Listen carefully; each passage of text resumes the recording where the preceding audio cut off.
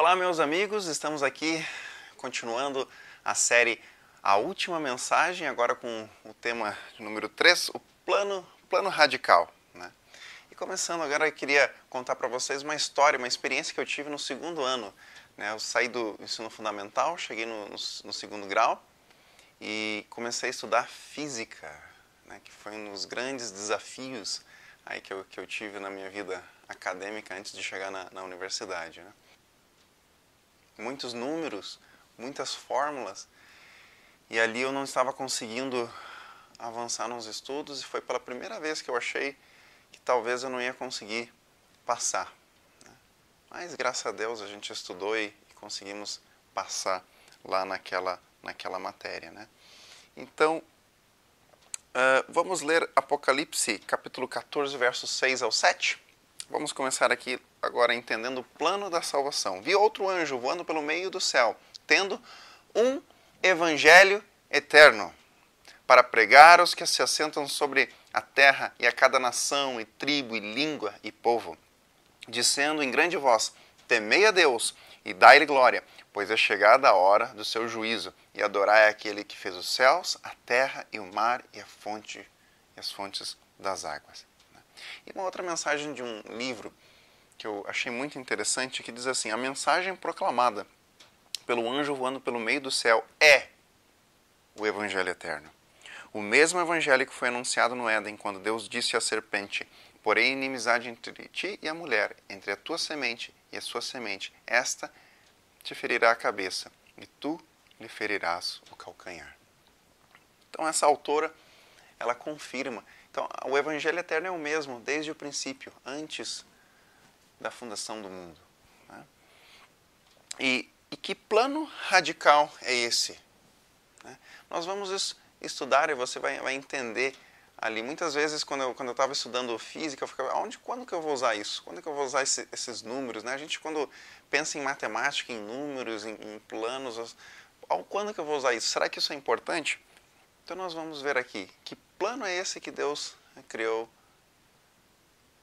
E você vai entender que é muito importante entender esses detalhes para a nossa vida espiritual.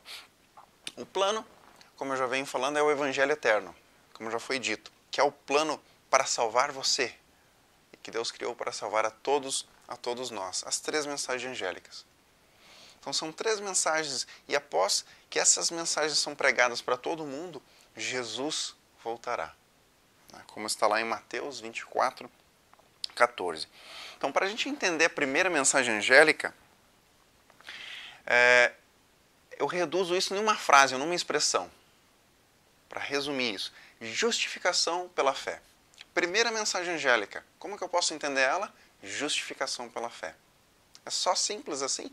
É um tema que envolve muitos outros tópicos. Por exemplo, envolve a graça, o juízo pré-advento, o santuário de Deus no céu, onde tem o lugar santíssimo, o lugar santo, a ressurreição, o amor de Deus, a cruz está dentro dessa mensagem, Jesus como sendo o nosso cordeiro, o sacerdote, o sumo sacerdote, todas essas funções que ele exerce antes de voltar, que ele está exercendo para nos salvar, a lei de Deus, a criação. Deus é um Deus criador, né? O mundo foi criado em 6 dias e muitos outros assuntos. Então tudo isso a gente resume, primeira mensagem angélica, justificação pela fé. E Deus ele começou a explicar esse plano lá no Antigo Testamento, para Israel, no deserto. Né? Quando, através de Moisés, ele criou um sistema de sacrifícios, onde tinha o templo, o santuário, e onde o cordeirinho morria. Aqui a gente poderia ver, então, as pessoas, em vez do pecador morrer, o cordeiro morria, né, em lugar do pecador. E aquele sangue, né, que era derramado, era levado para dentro do santuário, e ali Deus explicava todo o plano da salvação. O cordeiro morria, o sacerdote fazia mediação entre Deus e o povo, que era um símbolo de Cristo, e depois, uma vez por ano, o sumo sacerdote ele fazia o juízo. Ele fazia todos aqueles pecados, né, que foram acumulados ao longo do ano, então era feito o juízo. Né? E naquele dia do juízo, todos tinham que estar preparados. Não poderia haver pecados, porque quem tivesse pecado morreria. E ao concluir então o julgamento, então todo aquele processo estava feito. No caso aqui, Jesus já morreu na cruz. Ele já veio para morrer na cruz. Ele é o nosso mediador no céu. E nós vamos entender que ele passou também a última fase do juízo. E quando ele concluir o juízo, a gente já sabe que ele vai voltar para nos buscar para esse planeta Terra. Então, para começar a entender isso, vamos lá para Daniel 8, 13 e 14. Depois ouvi um outro santo que falava. Disse ao outro santo aquele que falava: até quando durará a visão do sacrifício diário e da transgressão assoladora? Visão na qual é entregue o santuário e o exército, a fim de serem pisados? Ele me disse: até 2.300 tardes e manhãs, e o santuário será purificado. Ora, você não tem como entender o plano da salvação, você não tem como entender a Bíblia, se você não entender o santuário de Deus. Porque foi através do santuário que Deus ele construiu o plano da salvação. E aqui diz que esse santuário é atacado. É lógico, se o santuário ele é tão importante para nós entendermos o plano da salvação, o inimigo de Deus sempre atacou, ou sempre vai atacar esse ponto, né? E aqui nós temos a maior profecia bíblica, até 2.300 tardes e manhãs e o santuário será purificado. O entendimento dessa profecia o cumprimento dela é exato com o batismo de Cristo, a morte dele, e através dessa profecia a gente pode ver na história o cumprimento das fases do ministério de Cristo. Mas antes disso, existe um princípio que é chamado princípio dia-ano, que em profecia cada dia representa um ano. Isso era um consenso entre todos os reformadores, né? E é um consenso bíblico também. Quando tiveres cumprido esses dias, lá em Ezequiel 4, do verso 6 ao 7. Quando tiveres cumprido esses dias, deitar-te-ás sobre o teu lado direito e levarás sobre ti a iniquidade da casa de Judá. 40 dias te dei, cada dia por um ano.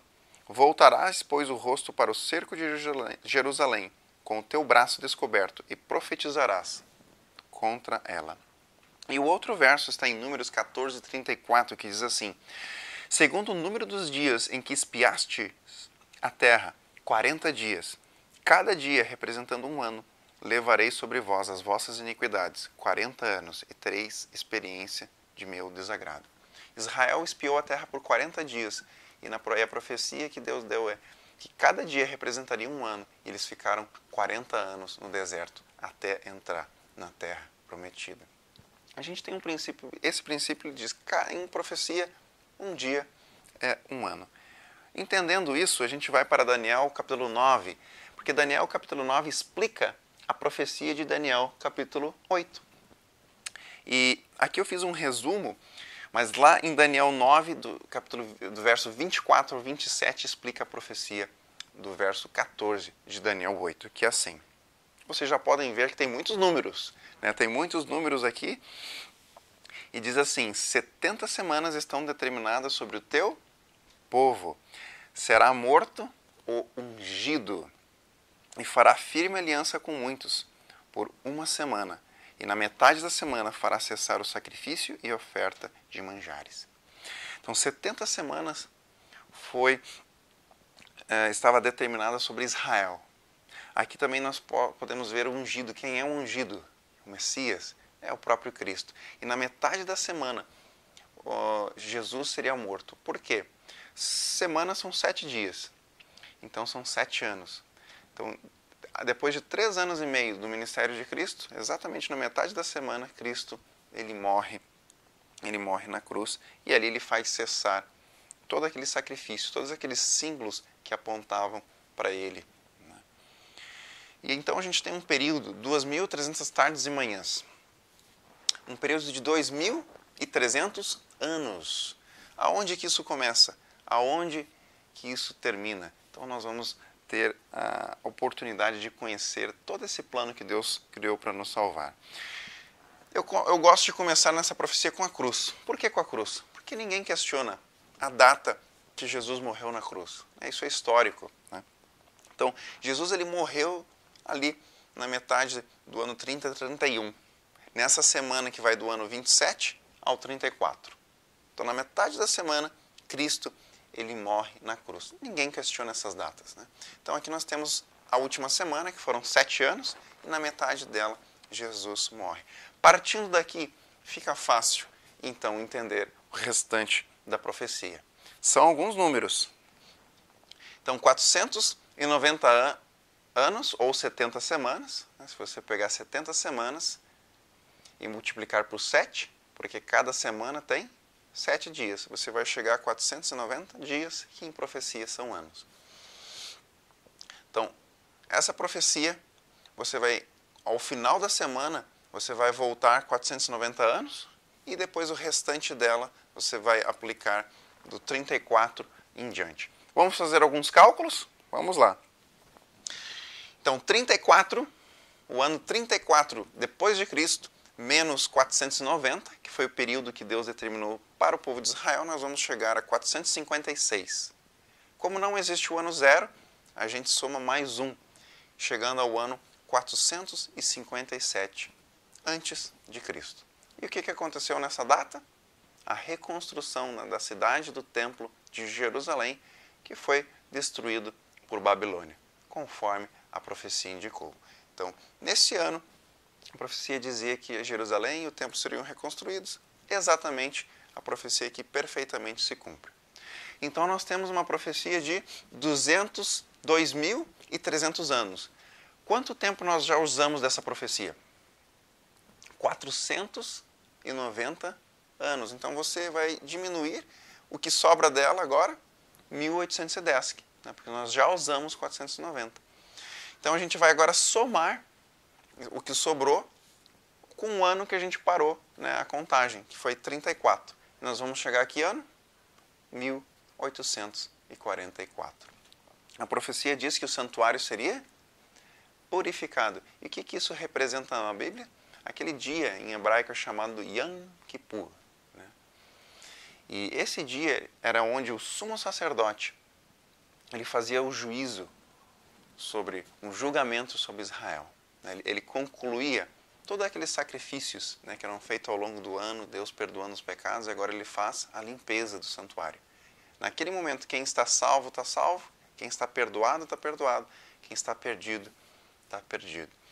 E isso representa que neste ano, Jesus ele passou a exercer a última função no santuário, que era de juízo, antes de voltar para nos buscar. Então aqui a profecia completa. 2.300 anos começando em 457, com a construção da cidade do Templo de Jerusalém. E no ano 27, Jesus ele foi batizado e iniciou o seu ministério. Por 3 anos e meio, até que ele morre na cruz no ano 31, na metade da semana.